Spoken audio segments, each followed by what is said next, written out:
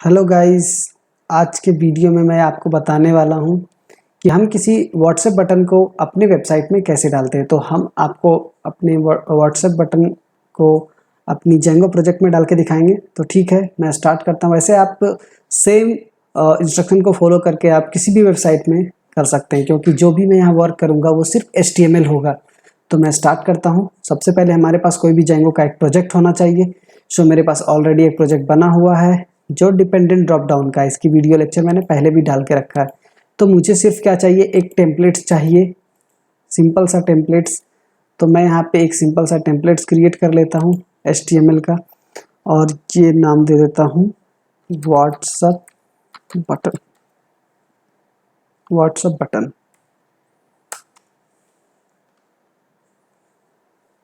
सो आप देखेंगे यहाँ पे एक HTML बन के आ गया है। तो यहाँ पे बस मैं लिख देता हूँ व्हाट्सएप बटन, बस ये टाइटल के लिए लिखती हूँ। और यहाँ पे हम एक बटन बनाने वाले हैं। तो हम क्या करते हैं कि हम इमेज ले लेते हैं व्हाट्सएप की।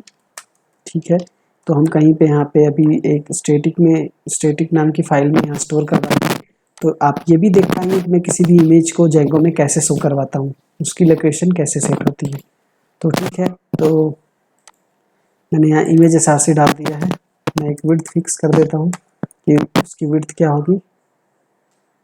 तो इसके अंदर मैंने 100 डाल दिया, उसकी 100 px विड्थ होगी।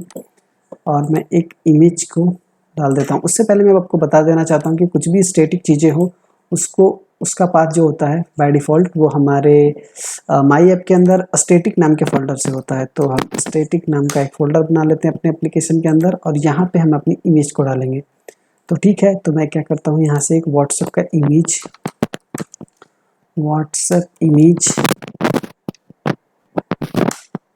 डाउनलोड कर लेता हूँ। तो ये इमेज ठीक है, ओके। तो मैं इसको इमेज को सेव कर लेता हूँ, या फिर इमेज सेव करने की ज़रूरत नहीं है, डायरेक्ट हम कॉपी कर लेते हैं इसकी लिंक को। और कॉपी इमेज एड्रेस और कॉपी लिंक एड्रेस, राइट। तो हम इसको कॉपी किए और यहाँ पेस्ट करके चेक कर सकते हैं ये इमेज आ रही है या नहीं।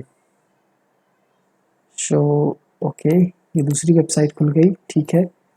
तो हम कॉपी इमेज एड्रेस करते हैं और चेक करते हैं कि पेस्ट हुई या नहीं। हाँ, तो देखेंगे मुझे इमेज मिल गई है, ऑनलाइन इमेज। तो हम यहाँ पे बस पेस्ट कर देंगे। वैसे अगर आपको स्टैटिक वाला देखना है तो ठीक है, मैं पहले स्टैटिक का ही दिखा देता हूँ। ऐसे तो ये डायरेक्ट ऑनलाइन से हो जाएगा। मैं इसको सेव कर लेता हूँ, सेव इमेज एज। तो हमारा प्रोजेक्ट का लोकेशन है डेस्कटॉप पे, पंजवानी सॉफ्टवेयर्स ओ सॉरी न्यू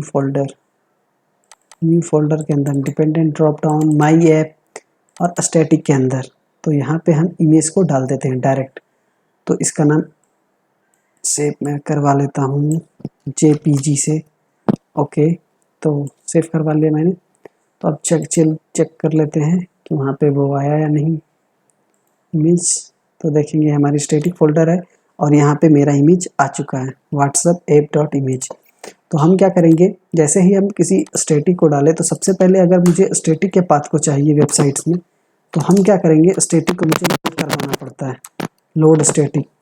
तो लोड स्टैटिक करवा दिया। उसके बाद क्या करेंगे, यहाँ पे प्रॉपर लोकेशन देंगे पहले स्टैटिक की।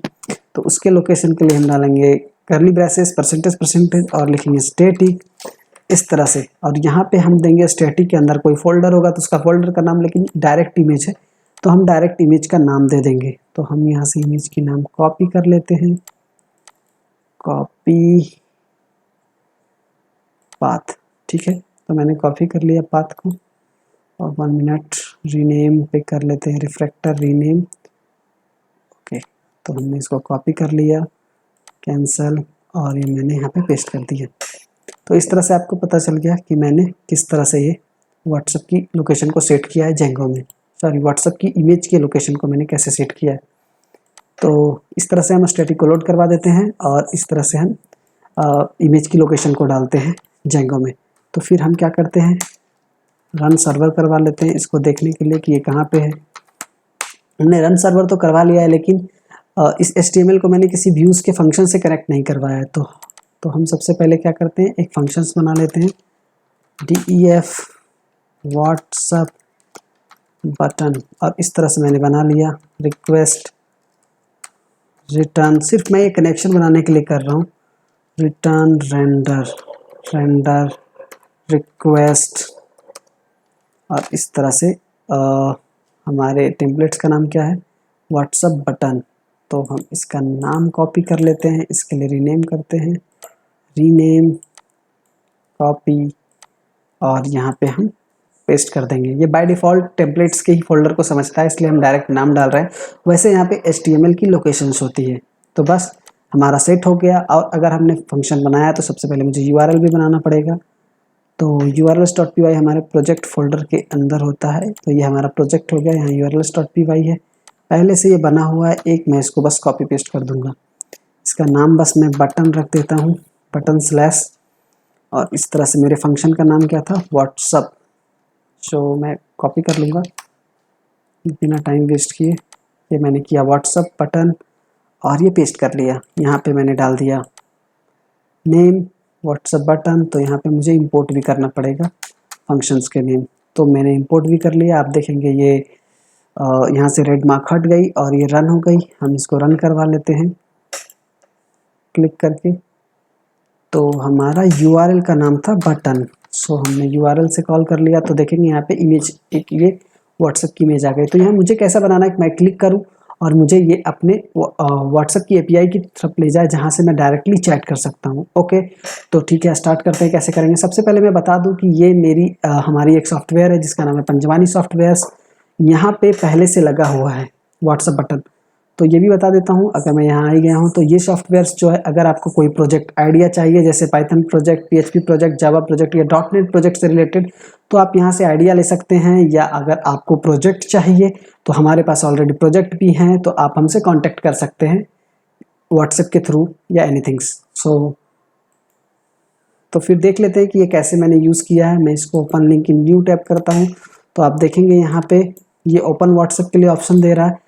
तो हम बस इस लिंक को कॉपी करेंगे और चलेंगे हम अपने व्हाट्सएप बटन के पास। तो यहाँ पे चलेंगे, व्हाट्सएप बटन, ये एक इमेज है, तो हम यहाँ बनाएंगे एंकर टैग और लिंक में बस डाल देंगे हमारा लिंक। तो इस एंकर टैग को